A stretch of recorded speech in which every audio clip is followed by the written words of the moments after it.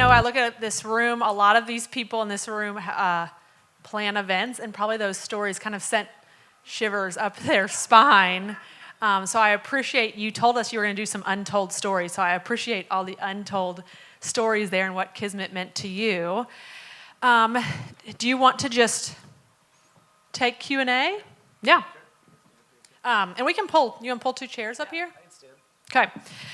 We'll all work on chairs, but what questions do you guys have after that telling story? There was multiple kind of mouth-dropping moments for me. Or I could just stand up here and tell more disaster stories if you want. There's a lot. All right, we'll go right here. I wanted to ask you about Art of Impact and the foundation and the work that you do there. Absolutely. So the foundation actually is a cool story, so I didn't get too much into it, but essentially when I was 10 or 11, I was reading a National Geo article on unsustainable agricultural practices in Brazil and in Argentina and Paraguay and all over the world. And I don't know, I guess being like a highly sensitive person, I just like got really emotional about it and wanted to do something right away, but didn't know what to do. So I started like writing letters to the White House that year. And about 6 months later, I got, I think it was back from Al Gore's office, came through and they put me in touch with the U.S. ambassador to Brazil, and we started like this pen pal relationship. And it ended by him telling me like how much it actually cost to do what I wanted to do, which was really, really tough for me to take at that age.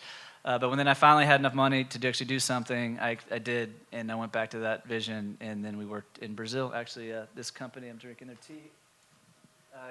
Guiaqui, so coffee in the United States, this is like what their coffee is in most of South America. But we actually, this was the first project. We worked with their foundation in Patagonia on a reserve on the Paraguay, Argentina, Brazil border. Oh, Art of Impact. Sorry. So Art of Impact really was started as just almost a desire to give back, to take knowledge that I've attained over 20 years and really help businesses and nonprofits connect, engage, acquire younger customers, but doing so the right way, because I feel like everyone does it the wrong way. And I realized in 7 years of architecting 350 different corporate partnerships for Forecastle that there is an art to how you engage that audience, and it's through festivals, which is where you find that audience in the highest concentration, experiential marketing, which is actually how you connect with them authentically. But then the piece that everyone missed was nonprofit partnerships, which is actually how you engage and deliver that audience. And that was the piece that if a corporation wanted to be involved with Forecastle, like I was the gatekeeper, and they weren't getting past me unless they agreed to do something back for the community. And it had to be real. They're not just gonna like helicopter in and dump some money and leave. Like they're actually gonna like work with the nonprofits that are on the front lines of the issues that their consumers care about. And so I would architect those partnerships. So I realized after I left the festival world, that Forecastle got acquired in 2016, that there was a model here. Gen Z millennials want brands to be 3 things: fun, authentic, good. So fun, festivals, authentic, experiential marketing, good, nonprofit partnerships. We have one way in the back. How are the art and the activist pieces incorporated into the festival? Yeah, great question. It actually, I'll tell you one, but if you go to artofimpact.com, there's like 20 of them, and they're really highly detailed case studies. But essentially, what we would do, the way that I approached it was, if I'm working, let's say with Heineken or Sierra Nevada or Tito's or all these brands I worked with, I would partner them with a community nonprofit, and then we would essentially build a new brand between the two. So the corporation would have to agree to essentially leave their brand back in California or wherever it is, and we would create a new brand together in Kentucky. And the nonprofit would also do the same thing. And what I found in doing that is, there's incredible, we're living in a time when companies are under incredible pressure to fulfill ESG, CSR requirements. And honestly, if I said it earlier in the talk, but if you're not doing the right things for the right reasons, ultimately you're not going to have customers. They're going to be fleeting customers. They're not going to be long-term customers. And in Forecastle, it was incredible to be able to bring those entities together, and a quick one I always tell, and I'm trying to make this too long, but it's a great story. Pabst Blue Ribbon was a company I worked with for 15 years, and I created an activation for them called the PBR Trading Post at one point. Or no, I'm sorry, the Clean Vibes Trading Post, because I wouldn't even allow the company to be on the front line of their own activation. They had to be in the very back. And I'll never forget sitting down with like the East Coast marketing director, and at that point, brands were coming to me to essentially, without telling me this, design their social impact strategy. And Forecastle became a petri dish for that for companies all over the world. It was safer to do it in Louisville than it was in Chicago and places they have a big spotlight. But anyway, they asked me to put this thing together, and I remember sitting in a conference room with them, and I was like, all right, I got this wild idea. No one just say anything until I'm done, please. Just let me get through it. And I was like, we're going to take over one of the biggest pieces of land in the Great Lawn right by the main stage. It's your activation, but none of your product's going to be there. In fact, none of your branding's really going to be there either. I'm going to partner you with actually a group from California called Clean Vibes, who's the #1 company in greening and sustainability in the country. And we're going to convert fan passion into recycling action. People are going to come into this trading post. They're going to get trash bags and go across the site. They're going to clean the site. We're going to have the best site ever. And they come back. We're going to have a leaderboard. And fans will actually naturally kind of gamify this thing. And it's the byproduct of it is going to be a much stronger, deeper connection and a completely different perception of Pabst Blue Ribbon than you've ever had before from your customers. And I went on and on tangent about this. And at the end of it, I'll never forget them looking at me, and they're like, so wait a second. We're going to spend a bunch of money on this big activation, and we're not even going to sell a single can of beer? I'm like, yeah, exactly. And people are going to pay hundreds of dollars to go to Forecastle and pick up trash all day? Yes. Yeah, they will. And sure enough, they did. The day the gates opened, there was a line 30 yards long to get into that activation. And what we found, which is what I already knew, was that the audience that was coming to Forecastle, I knew them so well that I knew that they were looking for opportunities like this. They were looking for opportunities to find other people like them and to do something good for good's sake. For good's sake. Because ultimately, you do things for the right reasons, you do things for good's sake, and fulfillment, it's going to bring a sense of fulfillment, and happiness is ultimately a byproduct of fulfillment. So I knew how to get to that next level with that audience, and Pabst and Clean Vibes were essentially just a channel to do that. And and everyone won. The festival won.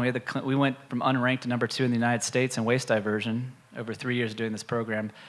Pabst won because they turned on, they gave a place, a honeycomb for their most loyal, passionate fans from 2,400 cities and 13 countries and 49 states to find each other on site and build micro communities outside the festival gates. And the fans won because they got to meet each other, they got to network, they got to go back into the Pabst thing, and there was some cool merchandise you could get if you got up on that leaderboard.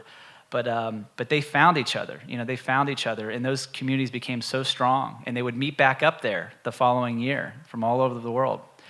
And the nonprofit won because they got incredible recognition from Pabst across all their PR marketing channels, and incredible ROI. So, not to go on a huge, as I said, these case studies are all on the site, but that it was incredible win. And I did that dozens and dozens and dozens of times with Sierra Nevada, with Tito's, Brown-Forman, the whole Bourbon Trail.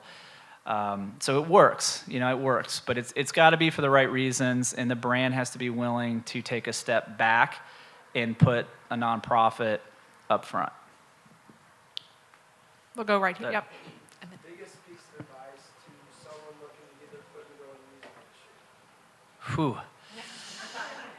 Front-loaded question. Man, to get in the music as an artist, as a producer, More so management agent side. That's a good question. So this is good. I'd actually had a call yesterday from a friend of mine who just got his first big offer in management.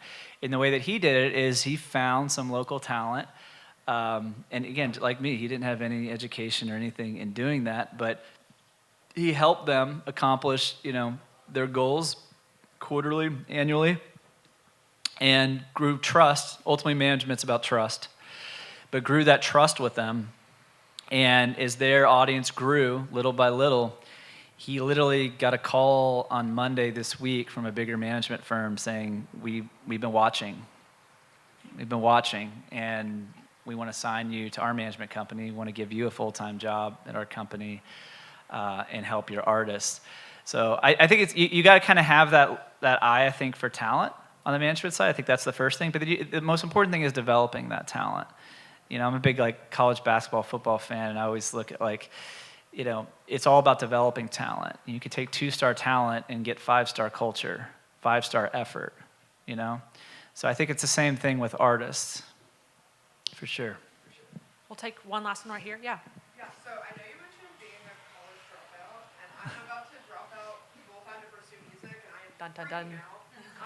So Good for you. yeah, so something that's a little overwhelming for me is okay, I know these big goals that I want, I want to book shows, I want to put out records, but what do you do on a daily basis to get to having things full hustle or to reach those visions?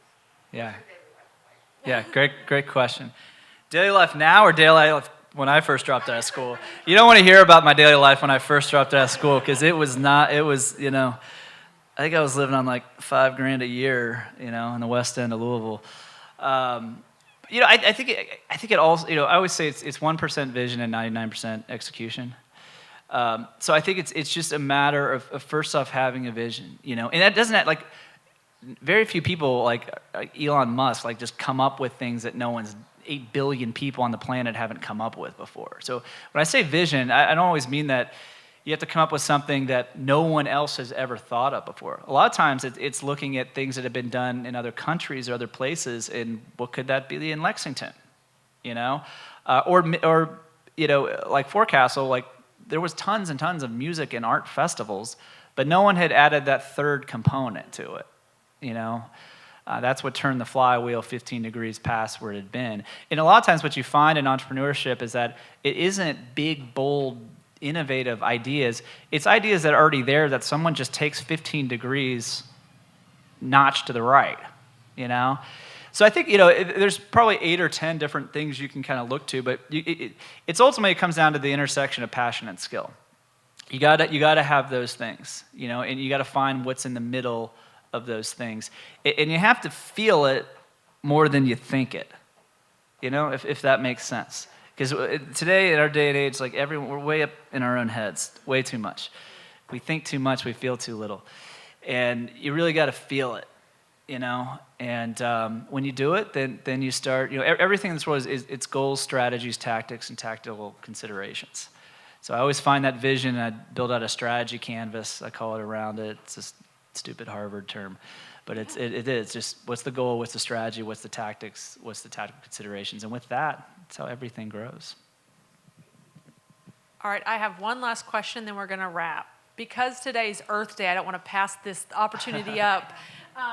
Since you're so passionate about it, what's your biggest thing that you see coming down the pipeline in terms of sustainability? And it's something you're just so passionate about. It's so embranded in everything that you've done. What's coming down the pipeline? What's the future of sustainability? It's art of impact.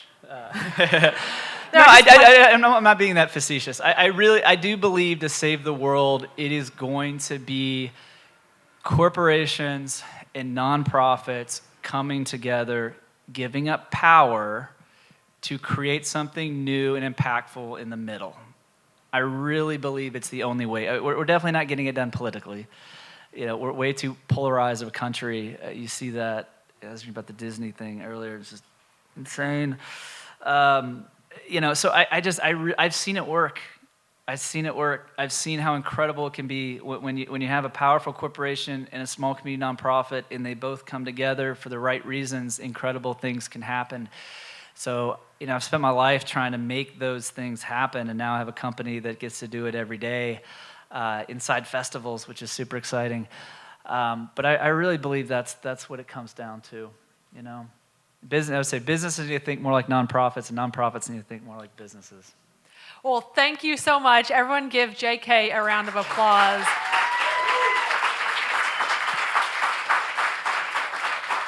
I am so glad you opened up kind of thinking about the grind and the entrepreneurship. And so I think a lot of people resonate with that because I see a lot of entrepreneurs in the room. And then talking about those kismet moments and the chance and the fate, and told us all a story multiple stories that kind of sent chills down our spine. And it was very refreshing and energetic to know some of those failures and hear some of those vulnerabilities and to peel back the curtain and to know a little bit more. So I really appreciate today. So with that, I also want to thank everyone that made this possible, all of you all. Jason, my co-host, and I, this is all a volunteer thing that we do, and we are just so passionate about the Lexington creative community and all of our volunteers that make this happen. So I want to thank all of our volunteers. If you will give them a huge round of applause. Thank you. Thank you to all of our local partners, the Burl, Brevity, Kismet, our production company, Studio 46. And with that, we like to end with everyone is creative and everyone is welcome. Thank you.